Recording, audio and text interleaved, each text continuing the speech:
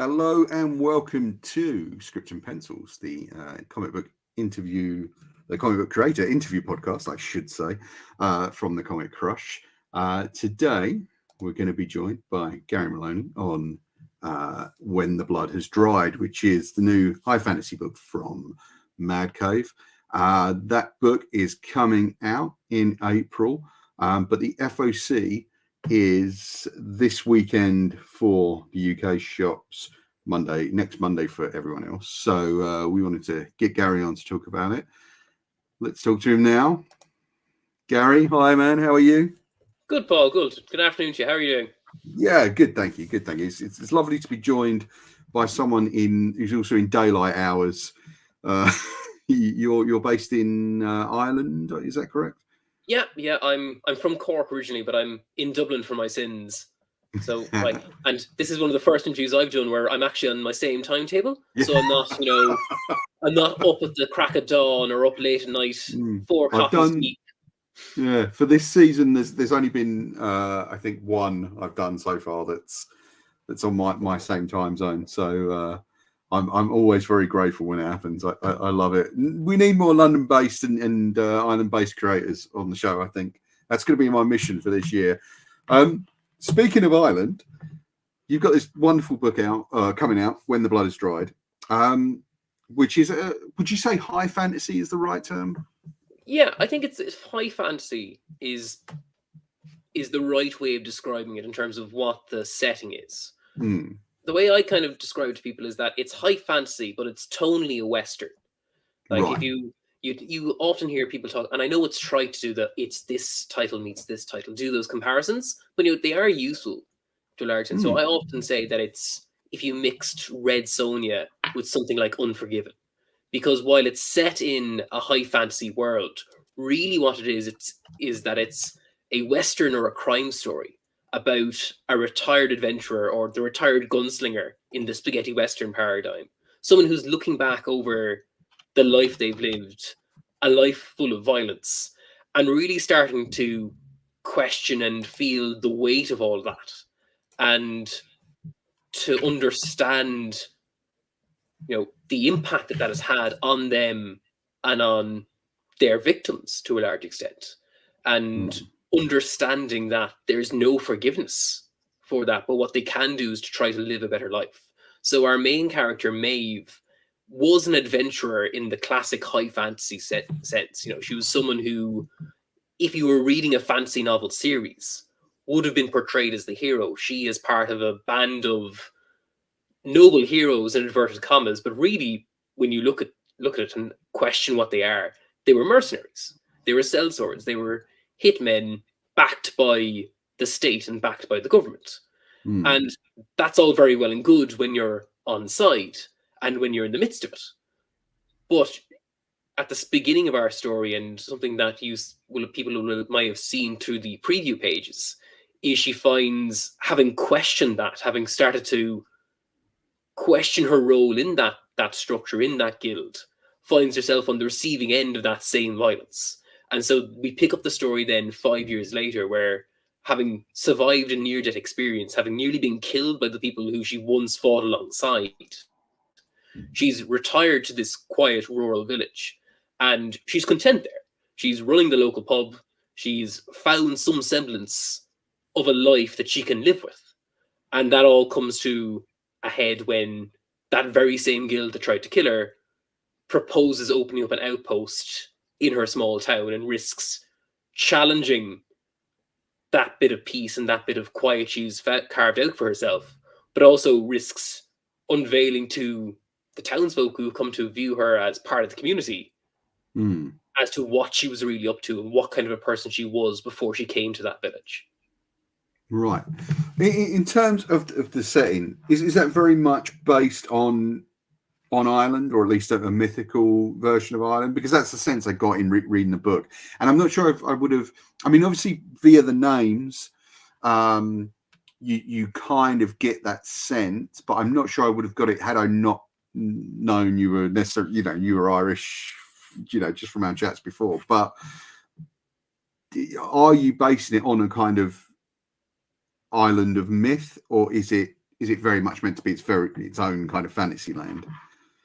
I think it's very much its own world in that sense, but the feel of the place. So the majority of our story is set in this small rural village, Carrigan Vaughan, and what I was trying to do is that the feel of the place is very much like the rural towns and villages that I would have grown up in terms of what the community feels like, in terms of how the people speak, how they treat outsiders. Because Maeve is referred to in the story by the other townsfolk as a blow-in. She's someone who wasn't born there, wasn't raised there. And as much as she's now welcomed in that community and is taken in and they're happy to have her and all that, there's always that sense of a bit of skepticism towards that person. There's always an asterisk to their participation in the town, in the community. And this is something you see in a lot of rural places in Ireland where people like yourself, Paul, will come over, and will move into a rural seaside village or things like that. And they will have been, either from the UK or somewhere else, or they might even be just from the next parish over. But they're not part of the town's initial makeup. And as much as they're made to feel welcome, they get this kind of slagging of, oh sure, what would you know about this place? You're only a blow-in. And these are people who could be living there for 30, 40 years, have children who were born there and all that, but they're still the blow-in. So it was trying to capture that sense of the place. So in terms of, does it relate to a mystic or a kind of fictionalized version of Ireland? It's not a fictional version of Ireland per se, but what I wanted to get that the feel of the place felt like a place in rural Ireland. But also, I think a lot of high fantasy, when you look back at it, the various novel series, that have been there over the years, obviously Tolkien is there, but even more modern things, they owe a lot to a more British tradition of fantasy, right. And even said like to the extent that Game of Thrones or Song of Ice and Fire draws from the War of the Roses, but even outside of that, it's a British conception of fantasy that relates to a kind of tradition that starts there in some sense. So the idea wasn't to create, here's what the fantasy version of Ireland looks like. But I think a lot of times you see fantasy writers who will import Irish terminology or Irish folklore or the Irish language as a stand-in for their own world building. The Irish language becomes discount Elvish in a lot of fantasy novel series. Right. So the idea was to try to make a version of fantasy world that is informed by an Irish outlook, an understanding, more so than anything else. So I'm not sure if you've read any of Declan Shalvey's Irish crime books. So there's a book called Savage Town called Bog Bodies. And so Bog Bodies I loved. Bog Bodies is brilliant. Both of those are kind of, they're crimes, but they have that Irish feel to it. And we were trying to do something similar here, but for the fantasy setting and genre. Do you get offended when you see that in fantasy novels and films and TV?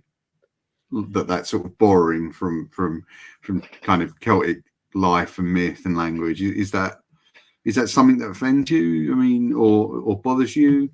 I mean, I wouldn't. Offending is probably going too far to say that that it upsets me or anything like that. But I think it's just very clear when someone hasn't done their homework. And look, I'm a fluent Irish speaker. I do a lot of speak Irish a lot in my everyday life. So when someone implants it as just, here's in lieu of making up their own stuff, it's just very evident to me when that happens. Like the joke that comes up on Twitter every now and then is that you'll see someone repost a page of a mystical textbook that was shown in Buffy the Vampire Slayer back 20 years ago. And it's like, this is a spell in ancient Gaelic, and it's the bus timetable for Dublin. Like it's just the Irish language version of the bus timetable for Dublin. It's talking about where you can get on in on O'Connell Street to get to UCD. Like that's what it's talking about. So anyone who actually knows what is being said, well, that's a bit funny. But I think it's more so that when people who do that, or when you see that happening, it trickles down into other areas of the work as well. And that can be kind of an early warning system for me, at least, being like, okay, this person hasn't done the research or hasn't done the work elsewhere. So it's not offensive, but I think it's something that comes up enough that, and it's not just in fantasy, it's in other things as well. You know, you throw on TV and the quote unquote Irish character like just has an accent that is unrecognizable to anyone. I don't know what sort of an accent it is, or it's Scottish, or things like that. And so it's not something that offends me. But I think it makes something less authentic, and Right. I think that's really where if it bothers me is it makes it less authentic and less enjoyable as a result. Okay, that's a good way of putting it, because I think a lot of today's kind of reactionary kind of mood is instantly take offense, instantly kind of be angry. But I think that's a really measured thought process about it. And you know, it is something that still needs addressing. There does, as you say, it does need to be a bit more thoughtful and a bit more carefully done. But also, it's kind of nice to see this from an Irish creator. So it's lovely to see, because to me, when I'm reading the names and I'm reading the setting and I'm looking at that, it's just like, oh yeah, this does feel like, I mean, distant memories, because I haven't been back in over 30 years. It does feel like, you know, Ireland. You know, it does feel like there's something in it that's inherently Irish, and you feel it's important to you to get that part of yourself, your own identity. I mean, is that something you put into your other books? So in terms of like the other books I've done with Limit Break Comics and the like, we've sometimes we've done a number of folklore mythology books over the years. So we've done a sort of a trilogy of anthologies, which we did as an open call set. So we did the first one, Turning Roads, was all about creating science fiction versions of Irish folklores, Irish myths, and that was very intentional. Obviously, that we wanted to engage with that, and you know, as a kind of a small press collective, we wanted to kind of see small press comics and self-published comics grow in Ireland, and to kind of push that, and also to push books that, you know, felt authentic in that sense. But after that, we did Down Below, which was Greek mythology meets noir, and then Fractured Realms, which is Norse mythology meets horror. So it's not that I always bring in an Irish, you know, tint or an Irish, you know, twist on something. But if it's something that makes sense and, you know, would be authentic to do, then it's something that I will try to do. Not that I feel like I need to do it, or that there's any responsibility on me to do it. But, you know, in as an extension of Write What You Know, part of, you know, having a voice as a writer, as a creator, is, you know, can you channel influences or channel, you know, important touchstones that come from, you know, how you grew up and where you grew up. And the lessons you learn when you grow up, you know, will be informed by, of course, where you come from and the mentality of the people around you. So that it kind of like it finds its way in that direction. So like I've written a lot of crime stories, you know, outside of this, you know, that would have been one of the kind of key areas I would have focused on, doing kind of short crime stories. No, I think only one of them was set explicitly in Ireland, and so it's not something that, you know, I kind of try to shove in here. But when I was developing, and when myself and Daniel were first talking about When the Blood Has Dried and coming up with this, part of, because the Western as a kind of subgenre is so parochial, you know, it's so kind of local in nature, it felt natural and it felt right to frame it in a kind of an Irish setting, or a setting that felt authentic to the Irish experience of rural life, because I felt that was the interesting dynamic to play with. You know, it's something that, you know, if I was doing another book in the future and it felt like it was authentic to, you know, have a character who's Irish, or to set it in Ireland, then I would do it. But it's not something I think you throw in for the sake of it. Yeah.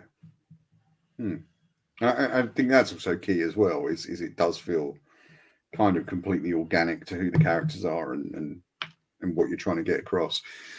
Now, Maeve, as you stated at the beginning, is a character trying to live a quiet life after a life of hostility, adventure, war, violence. Do you think it's possible to live a quiet life now? I mean, for people in general, do you think, like, because I'm finding it increasingly difficult to see how people get to just live lives that are quiet. Do you find that it's impossible for people to live quiet lives, or? I think, it's incredibly difficult to kind of drown everything out, because there is so much, noise and static out there at the moment. Like I'm always taken, or I always find myself coming back to the Elementary, the Johnny Lee Miller modern Sherlock Holmes show from a couple of years ago, right? Where himself and I can't remember at the moment, but I think he was one of the modern shows. And at one point, there's one scene in an episode where he's going to Narcotics Anonymous or Alcoholics Anonymous, and he's speaking about the fact that as someone who is hyper aware and alert to everything, how much noisier the world is compared to the ordinary person's experience. And he refers back to the original setting of the Holmes stories, going, I wonder what would have been like if I was in the 1800s or the 1900s, when life was a bit quieter. Like, would my life be a bit easier? And I don't, obviously, there's a bit of apples and oranges there, but I think that that is an experience that a lot of people find. I think that speaks to true people find in there.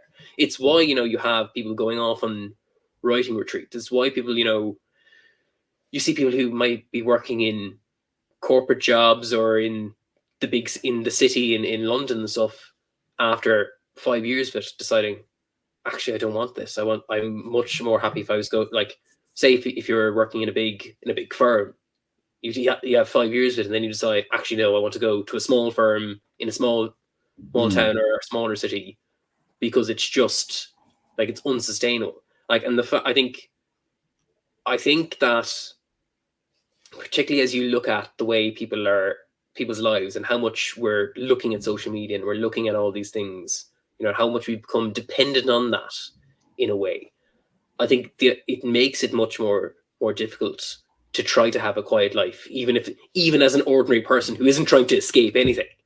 So I think, that's the reason as well you see people going back to more analog stuff time and time again.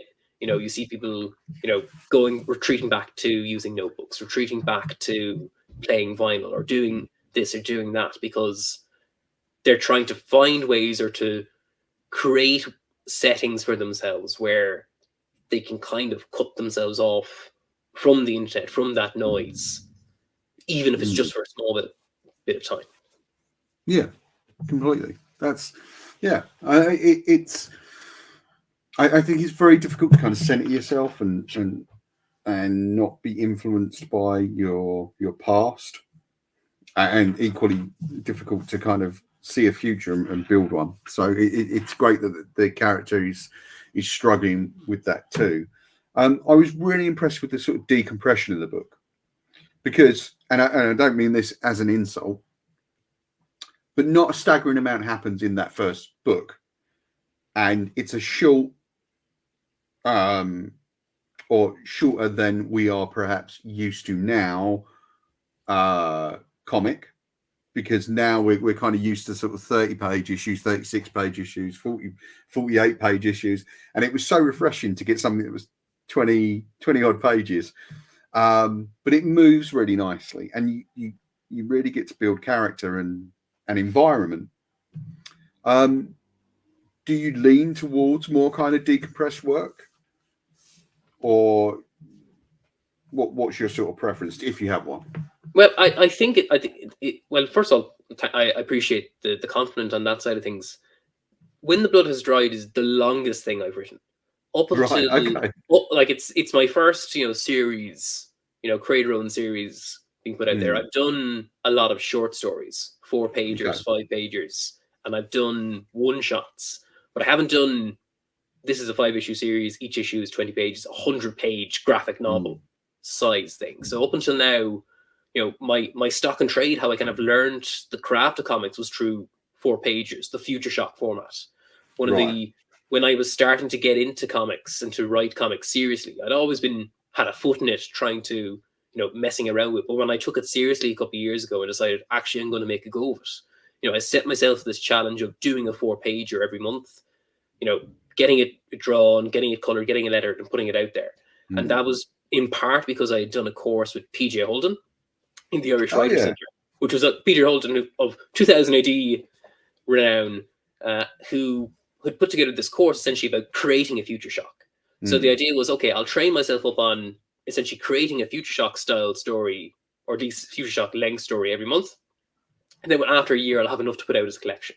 So I've trained myself, and so it's something that I really, really like doing, is those kind of short 4-page stories where every panel, every page counts, and you really have to consider the economy of the page and how that works in conjunction with the spreads you have and where the page turn is going to be.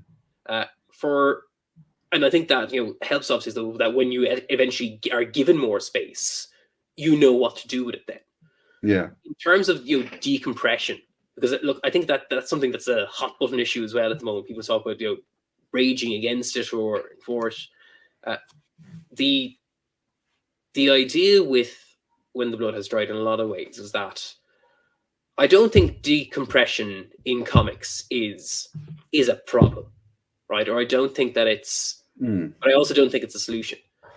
I think decompression became the flavor of the month, or the flavor back in the mid-2000s when, normally around, it was around 2005, really the kind of new Avengers era of Marvel and DC, when everything was being written for the trade in 6-issue arcs. So a story that might have been a 2-parter or a 4-parter back then became a 6-parter because that's the format you're working towards. So so what the problem became is that people weren't intentional with their use of decompression. They were using it because that was the format, rather than thinking, okay, well, why am I doing it like this? Why am I taking this part slowly, and why am I speeding it up here? So for When the Blood Has Dried, one of the kind of the big inspirations that I had for it, in terms of tone and things like that, was Cowboy Bebop. And Cowboy Bebop, as this kind of space western, has a lot of these moments in the episodes where you just spend it, with the characters, for want of a better word, vibing, like just allowing them to reflect on everything that had happened and where they're going. So, a lot of the scenes people remember from that show is often, the characters sitting around having a cigarette or looking out over a landscape and just contemplating. So we were trying to build that into it as well in terms of the approach, but also the story itself is ultimately about Maeve and her relationship with the town and why this town, Carrigan Vaughan, has become so important to her. So in the first issue, while not a lot may happen in terms of what's happening in the town, it's important for us to sell you on the town as a character, to sell you on the idea that Maeve has come to really appreciate what the town represents and what it can give her, so that when that's put in danger, you're invested in that more so than anything else. So we have moments where we give the characters time to reflect, to consider, but also part of slowing it down in the first issue at the very least is to give you that sense of what the town is like, so that the town becomes a character and something that you're engaged with as well, so that Maeve's feelings towards the town become apparent. So when it ultimately is put at risk, that's something you care about too. I think it's certainly something you achieve, because I was really kind of, as I say, I was really kind of hooked in to that structure and those moments and the environment and of course the characters. So I think it's really something you've managed to achieve there. Is it, when you're writing the action scenes, is there kind of a different part of your personality that you suddenly have to engage for that? I don't think that it's a different part of the personality. So an important thing to say as well in terms of the structure is that each issue begins with a kind of cold open flashback. Yeah. So the first issue begins with this kind of 3 pages where you kind of see into Maeve's past. And each issue will have that structure to it. So you start off with a bit of what's come before, so you can compare to what the life she is living now. And again, why that's important. So when it comes to the more action side of things, I don't think it's a different part of my brain. Again, I think it comes down to, well, how are you using your page in a lot of ways? So a lot of the way that my brain works when it comes to writing comics is that each page, and whether between the dialogue and the action and to the extent violence when it occurs, right? But everything that on the page kind of has to have a rhythm to it. And as I'm doing my drafts of it, so I will often do my first draft of the script longhand in a notebook. And as I'm doing that, a bit like, meter in a poem or something like that, you can kind of feel out the beats and how it should work. And so you'll know when you're missing a panel or missing an extra bit of dialogue to juxtapose the visuals with what's being said and things like that. So by kind of, working that out on the page, you can get the feel of how the page should read and how it should flow on a kind of a rhythm and a meter basis. And I think that applies to a scene that is dialogue focused, but it also applies to an action scene. So for a dialogue focused scene, you will have kind of back and forth. So it'll have a rhythm that's like that. But then for an action scene, then it might be more flowing, and it mightn't require you to slow it down as much. It can just be a quicker pace in that sense. But the approach is the same, and it's about trying to understand how that page should feel. And I know that that might sound a bit wishy-washy, but it's the only way I've been ever been able to describe how to work out those kind of things. Is that, like a song or like poetry, you will understand how something should feel by kind of sounding it out in a lot of ways. And you can sound it out by either doing it longhand or doing it on your computer as well. But you'll only be able to do that in the process of writing. Sure, I get what you're saying. You've got to do it. You've got to go through the experience to understand the experience, and it's very much a case of that. It seems. I do want to point out to you, and when I say not a lot happens, I don't want that to put them off from reading, from getting the first issue and then onwards to the second, because I think that the drive of the story is there, and it is really nicely done. And it's kind of almost done on a very kind of discreet channel rather than being the noise at the front. And I am going to strongly suggest to the audience, take it as the first part of the story, not a whole and complete thing unto itself. Because I think we can kind of make that mistake sometimes with this type of serialized fiction. We want to treat that book as a kind of object unto itself, and it is very much the first chapter of a story. And it certainly does make you kind of, by the end, you're certainly like, oh yeah, I definitely want to go for issue 2 now. I definitely want to get that. I definitely want to see what's going to happen. Mission accomplished. Yeah, it's good. It's good. How was working with Daniel Romero on this? How did you guys kind of hook up? Daniel is actually one of my earliest collaborators in comics. So back when I first was doing those short stories every month to kind of hone the craft, to learn how it works and where I'm going to make mistakes. He was one of the first people I ended up chatting with, because I think there was a comics forum at the time. This was in around 2017, 2018, where there was a lot of matchmaking sub forums. Yeah, those pages are like just fantastic. I love this open, and his faces are great. Yeah, he did. Like he's phenomenal. But like I'd met him on that forum as being someone who we were getting on with, and we said we wanted to work together on something. So we did a 3-page story back in 2018 that ultimately went into my kind of first collection of short stories mixtape. And we always, like, we got on really, really well. And even then, it was clear he was so talented, and he had a lot of energy, he had a lot of drive to do stuff. And we said, okay, we want to work on more stuff together. So we'd always look for opportunities to work on something short, but at the back of our minds, we had always made it very clear that we also wanted just to pitch something together, because we both felt that we could communicate and work well with each other on a longer project too. And it just became a matter of, well, finding what project we wanted to do. So there was a couple of different options on the table.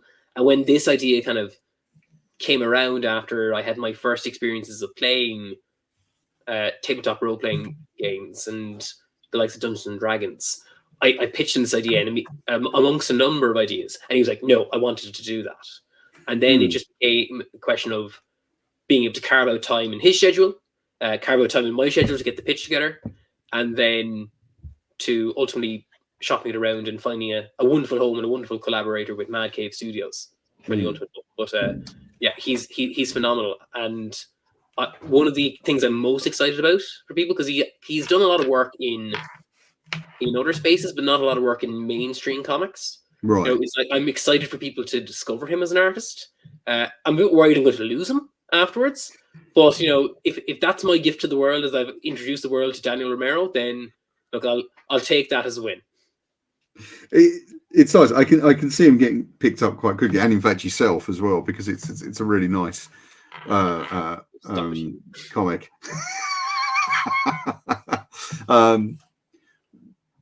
Did in terms of working with Mad Cave, how did you find that experience? Was it a fairly quick kind of pitching process? Were they straight away, yeah, we want that? Or was it kind of a slower, you know, were you pitching, did you pitch to a lot of different companies? I mean, what was the sort of kind of timeline there, if you can talk a bit about that? So the story itself had been kind of gestating for a while. So I think I originally went to Daniel with the, you know, the pitch to him in late 2019. And we're like, okay, this is going to be our 2020 project. I had set aside, you know, money to be able to make sure that he could, you know, keep eating while he was working on the pitch. Yeah. And, you know, time to be able to work on the project as well. And then, you know, COVID hit. And so that changed everyone's dynamics.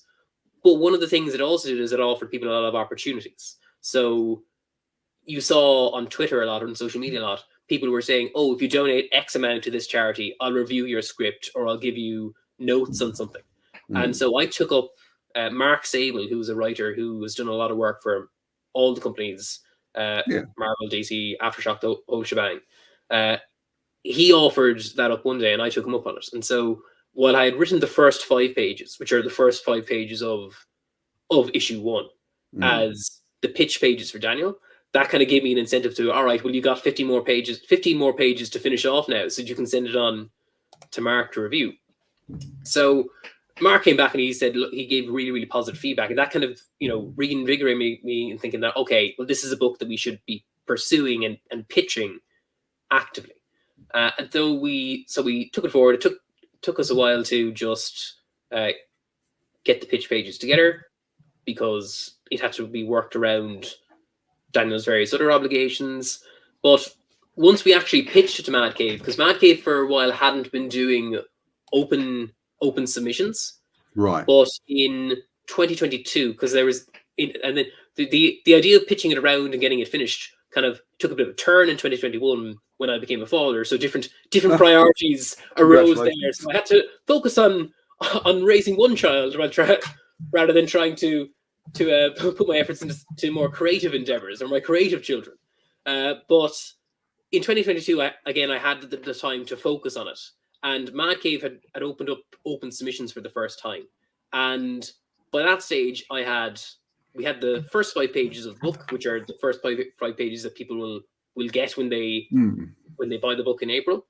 And we had a very comprehensive pitch document. It was a very succinct but very kind of workshopped and, you know, focused pitch document, along with a lot of background material, concept art, world building stuff, character biographies.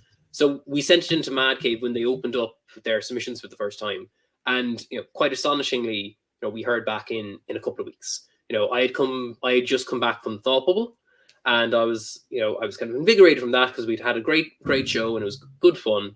And I came back on during that week afterwards is when I got an email from Mike Martz, who's the editor-in-chief over at Mad Cave, asking if we were interested in pursuing it with them or going along with them.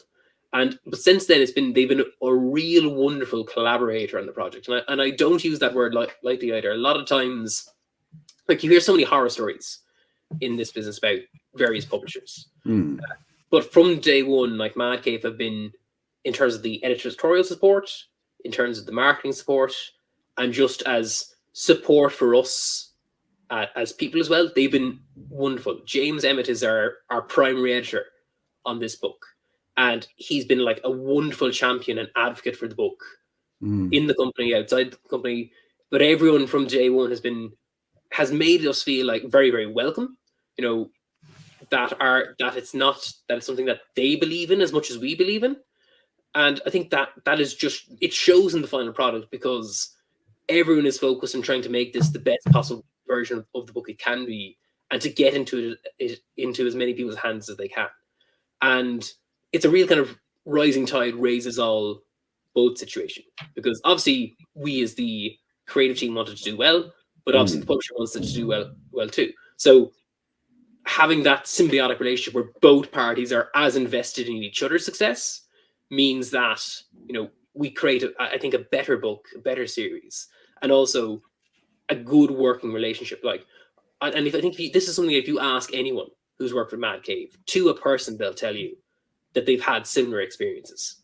So and that is a rarity in comics. So I have nothing but good things to say about them. And like, people ask me, well, where should I shop around my book? My first answer is Mad Cave. Go to Mad Cave, because they are just wonderful people to work with, and really sound. It's nice, and it's very nice to hear at the moment as well, because I know obviously there are a lot of things kicking around about various publishers, not paying their creators and kind of possibly kind of going under or reducing the amount of books they've got out there. Obviously, no names. We're not going to kind of get into that, but it is nice to hear something positive about a kind of fairly young independent publisher. And I've got to confess, I haven't really taken a lot of notice of their books until recently. But now I find myself, I've got a sort of, one of many massive stacks of things to review here. And there's the number of Mad Cave books in that pile is growing. So. Yeah, but I think you've seen people, because I think that this is their 10-year anniversary. So they've been around for a while, but they've really kind of made a push over the last couple of years. So like, it's been nice being part of that kind of anniversary as well, to kind of be saying like, this is where Mad Cave is at year 10, and this is what they do. But like, you're seeing the likes of like Ryan K. Lindsay has Dear Editor at Mad Cave, right? And that's a book I very enjoyable. Yeah, I loved that book when it was self-published, and like, had to see it get that broader reach has been fantastic. But they have the Dick Tracy license now. They've Gotcha Man, they've Flash Gordon. Like, they're really making a go of it, and it's like, it's been nice to see, and nice to see the kind of the creators flock to them as well. And that particularly, as someone who is newer into, as a new creator in the direct market, it gives you confidence, that you've made the right decision when you see people whose work you've respected being, oh, you're also working with them, or like, so you also have a Mad Cave book that you're working with. It's like, okay, like, so that like that there was never any point where I was unconfident or anything like that. They always were treating us really, really well. But as the year because we were been working on this, we worked on this all of 2023 before we even announced it. So we have pretty much most of the series is already in the can, ready to go. Nice. So because Daniel draws the book but also colors the book, and look, that just takes time. So they were very, very open about giving Daniel the time he needed to make the book, and to make the book the way we wanted it. And to see during that time, all people said, "Oh, I'm now working with Mad Cave. Now I'm working with Mad Cave." It was the secret. I had to keep it back in my mind, going, "I have one too. I want to talk about it, but I can't. I'm going to have to vague tweet about it and to put up mood boards and stuff. But this will make sense in about a year's time, I promise you." But like, it just kind of showed that that they're a place to take notice of, both for the established creators that they have coming in, but like what it's really, really cool about them is that they're so supportive of newer creators. Like, they have an annual talent search as well, where they allow people to put in scripts that will be that for both writers and artists, where they will review those and they give people paid work from that process. And for us, I had done 5 years of self-published comics by the time I pitched them, but they didn't know me from my self-published work. They plucked us from the slush pile. So it's somewhere that established creators can go, but they've also shown a willingness through the talent search and through the open submissions to give newer creators their due and their shot. And like, that's not for nothing either. That's something that is incredibly valuable, and we don't see a lot of in the industry at the moment. And I mean, I know there's some rumors floating around that DC are going to bring Vertigo back, but I very much find that some of the indie companies now, not so much Image anymore. That seems to be undergoing a kind of odd change at the moment, but not in a negative way. It all seems very positive. But they're filling that gap that Vertigo in the sort of early 90s, in its beginnings, kind of has left, because you'd get books that were not connected to any kind of major universe. They were just things buying of themselves, and they were fantasy books, or they were crime books, or they were, kind of odd mixtures of both. And do you find that's the case, or I think so. I think after Vertigo was put on hiatus at DC, you saw a lot of companies kind of take the charge. Either like you saw IDW hire Shelley Bond to do a version of Vertigo over there for Black Crown, or you saw other companies take chances on books that you could very easily have seen fit into that Vertigo line. So Vault, particularly when the Black Noise, the White Noise creators were involved there, particularly, like, that was very much a kind of a Vertigo push as well. These Savage Shores, the Friendo, Fearscape, those were books that would have fit well in that Vertigo time frame. So I think it is that kind of generation of creators and editors and publishers who grew up on Vertigo have now set up a lot of these independent companies. So they're there's, yes, some of them are putting out superhero books, but to the extent they're not superhero books of the kind that the big two would publish. There's always something different in them that wouldn't, place allow them to have a place in that kind of established universe. So they're filling that gap that's left behind, because they are the children of Vertigo that way. They're the ones who took the charge, took the kind of thing, the creative inspiration that Vertigo was putting out there, and the kind of stories that Vertigo showed you could tell in comics, and saying, well, not only don't we need a superhero universe, we don't need one of the big two superhero companies to do this. That independent publishing can essentially fill that gap. So, and I think that's perhaps why you've seen Mad Cave, Vault, and companies like that, get their push and get their due over the last while, because they fill that gap.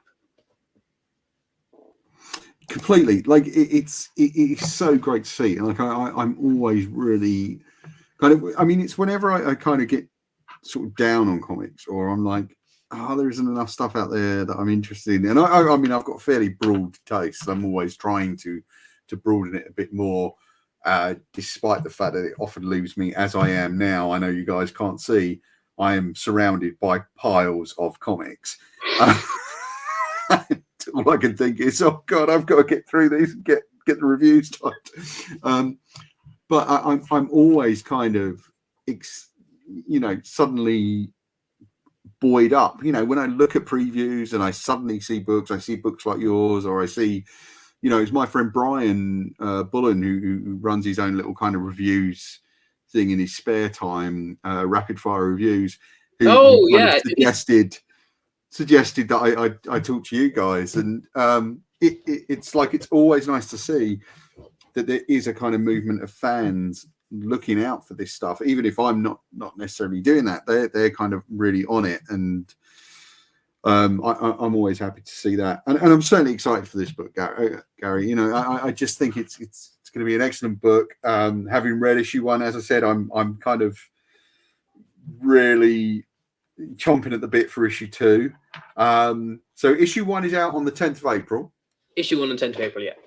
Okay, so if you guys want to guarantee your copy, the best thing to do is talk to your local comic shop before the did we say 10th of March? For people in the UK and in Ireland, 10th of March. If you're true time, so 10th of March for them, then 11th of March for everyone else. Yeah. So if you're watching this in the US, this Sunday coming, or next Monday coming if you're in the US or elsewhere. Do make sure you talk to your LCS. Ask them to put this book on your standing order, your pull list. Make sure you get your copy, because look, we've also got to be frank here. The tendency for comic shops now is not to order a great deal, especially of the smaller books, and respectfully, Gary, the more independent books, if you like, and from smaller publishers, they just won't commit or risk the finance it takes to do that, because it is expensive to get comics in every week. I know this from working at Gosh Comics, from working at Orbit all those years. It's an expensive business. So the best way you can help your comic shop and help Gary and help Daniel and help and Mad Cave and those guys is to pre-order your comic and to get it on your pull list. And then once you've read that first issue, if you want the second and third and onwards, is to make sure your comic shop knows that you want those on a regular basis. I cannot stress this enough. I know it always seems like a calculated grab for your money, but it isn't. It is a matter of making sure those books and publishers can thrive and that your comic shop can thrive. So final order cutoff is really important. So that's that rant over. Sorry. Please, my children, they need wine. But no, it is important. Like I think it's we're just beyond the point now where you can expect to go in and take comics off the rack. Unfortunately, you have to go in assuming that if you're going in looking for a comic on release day, it's probably not going to be there unless unless it's Batman. It's not going to be there. Yeah, even I find that these days, and I'm sort of fairly on it, and obviously you kind of do have a bit of an inside track working for a comic shop, but there's things I miss. And I don't get, and I'm like, oh, can you guys put this aside for me? And they're just like, no, because it's gone. And it's getting tougher to reorder those things because the distributors won't keep them in stock, and the publishers won't print them because it's all a financial commitment now, and it's gotten really expensive. So do keep that in mind when you're building your pull list and you're looking through previews. I do also always advise picking up a copy of previews, or looking at previewsworld.com, because that will give you all the information on what's coming. I actually find the being an older gentleman, I find the Previews World catalog a lot better to just flick through. So do keep that in mind, guys. Gary, I'm really looking forward to this. Out on 10th of April. Do pick it up, guys. Get your orders in. When the Blood Is Dried by Gary Moloney and Daniel Romero. From Mad Cave. It's going to be a great book. Gary, is there anything else about this you want to talk about? I mean, anything else coming up in the future? You said that the book's kind of almost done. Are you doing any more promotional stuff for it? Where can we get more information on this? Yeah, so one of the things that we're doing for When the Blood Has Dried, because it's inspired by a lifetime of having loved fantasy novels and trying to bring that inspiration into it somewhat, but it's all one of the kind of the inciting incidents for that really kind of made it click, the idea of having the fantasy adventurer as the old gunslinger or the mercenary was actually when I moved to Dublin. From Cork, I started playing D&D for the first time. A friend of mine invited me to start playing with him, and it was true that kind of made me realize that, well, hang on, epic fantasy doesn't need to be world ending. It can be local scale in terms of the stakes and still be epic. You know, it might not be the world ending, but if your personal world is at risk of ending, that's just as vital. That's just as important. And it was true playing Dungeons and Dragons, which, you know, you're normally placed as this kind of, you know, band of adventurers who are really going by the seat of their pants and aren't, you know, you're not someone who's destined or preordained to save the world. You know, you're just trying to make a living. You're trying to make a few quid. So one of the things that we're going to be doing for When the Blood Has Dried is, in kind of recognition of that inspiration, we're going to be doing some tie-in material. So some supplemental material that is compatible with Dungeons and Dragons 5th edition and other systems, so that you can play a mini adventure set in that world and kind of get a feel of that world through the game table. And that's something we'll be talking about a bit more in the next week or so, and we'll be able to give more details about who's working on it and how it will come out. But that's something I'm excited for people to see too, because that's something that, you know, the entire creative team, myself, Daniel Romero, our letterer Rebecca Carey, and the editorial team are very, very excited about in terms of, you know, giving another avenue for people to get an insight into that world, and, you know, the kind of the feel of it and the flavor of it. You know, this kind of more grounded Joe Abercrombie-esque approach to fantasy, and this kind of Western infused idea to fantasy. That is fantastic. I mean, I don't play RPGs. Not for any particular. I don't know why I don't, actually, because it seems sort of right up my alley. That was my experience. It was just the opportunity never arose. You know, it was only about like 5 years ago, having moved, that the idea was like, oh, would you play a game? I was going, well, I never really thought about it.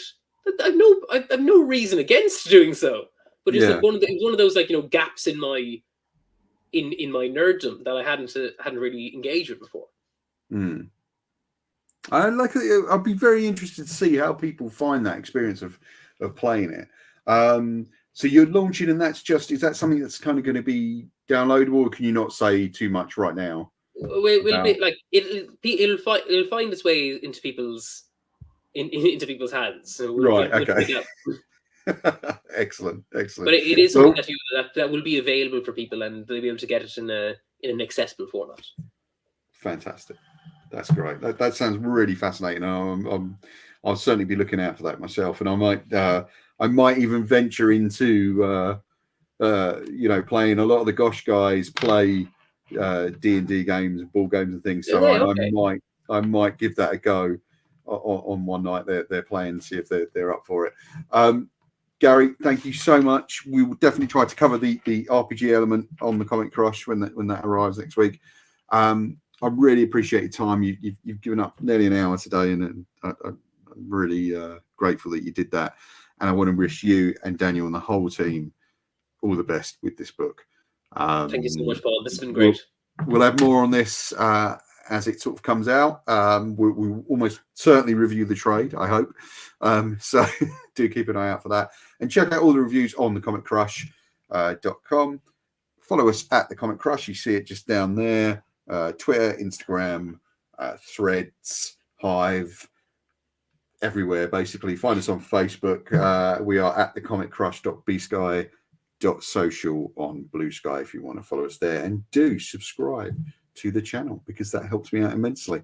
And check out our web shop where we sell comics, and the Patreon. So there's loads of stuff there, loads of ways for you guys to support. Really appreciate you all watching. Thank you to everyone listening on the podcast.